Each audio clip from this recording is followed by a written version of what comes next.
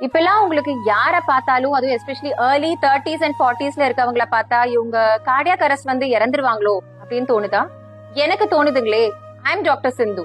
எனக்கு ஏன் இப்படி வியர்டா தோணுதுன்னு கேக்குறீங்களா? பிகாஸ் என்ன சுத்தி நடக்கிற விஷயங்கள்லாம் இதுவாதாங்க இருக்கு. ரீசெண்டா என்னோட காலேஜ் சீனியர், அவர் பேரு டாக்டர் தேவன், is such a brilliant cardiologist, such a nice human being கூட. ஒரு 2-3 டேஸ்க்கு முன்னாடி கார்டியாக் அரெஸ்ட் வந்து இறந்துட்டாரு.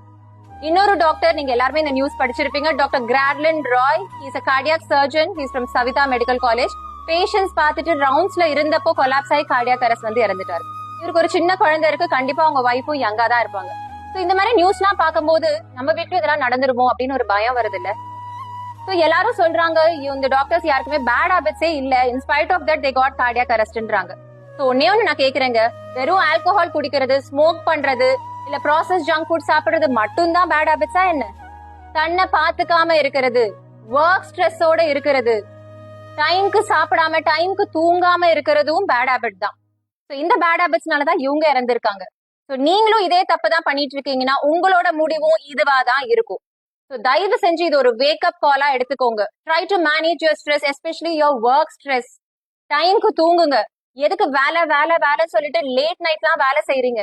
எதுக்காக நம்ம எல்லாரும் வேலை செய்யறோம்? ஒண்ணு காசு சம்பாதிக்க, இல்ல ப்ரொமோஷன் கிடைக்கும், நல்ல பேரு கிடைக்கும், அவார்டு கிடைக்கும். இதுக்காக தானே.